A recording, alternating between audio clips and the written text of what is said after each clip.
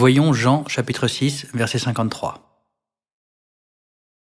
Jésus leur dit, « En vérité, je vous le dis, si vous ne mangez la chair du Fils de l'homme et si vous ne buvez son sang, vous n'avez point quoi?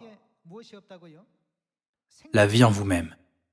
Celui qui mange ma chair et qui boit mon sang, a quoi? La vie éternelle.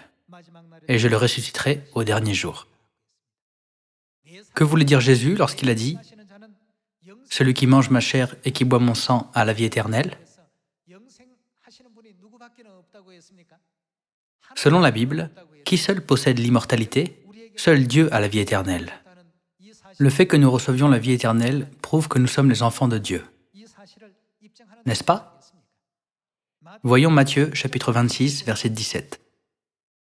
Le premier jour des pains sans levain, les disciples s'adressèrent à Jésus pour lui dire « Où veux-tu que nous te préparions le repas de la Pâque ?» Il répondit « Allez à la ville chez un tel, et vous lui direz « Le Maître dit, mon temps est proche. Je ferai chez toi la Pâque avec mes disciples. » Les disciples firent ce que Jésus leur avait ordonné, et ils préparèrent la Pâque. La Pâque est le jour où Dieu donne son corps saint à manger à ses enfants.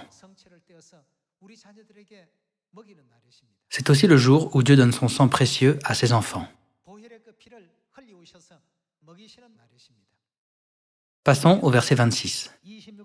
Pendant qu'il mangeait, Jésus prit du pain, et, après avoir rendu grâce, il le rompit et le donna aux disciples en disant « Prenez, mangez, ceci est mon corps. » Il prit ensuite une coupe, remplie du vin de la Pâque, et, après avoir rendu grâce, il la leur donna en disant « Buvez-en tous, car ceci est mon sang, le sang de quoi? Le sang de l'Alliance, qui est répandu pour beaucoup, pour le pardon des péchés. »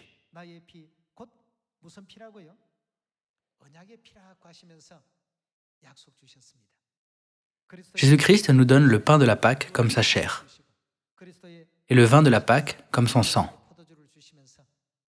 Si nous mangeons le pain et buvons le vin, nous finissons par avoir en nous la chair et le sang de Dieu.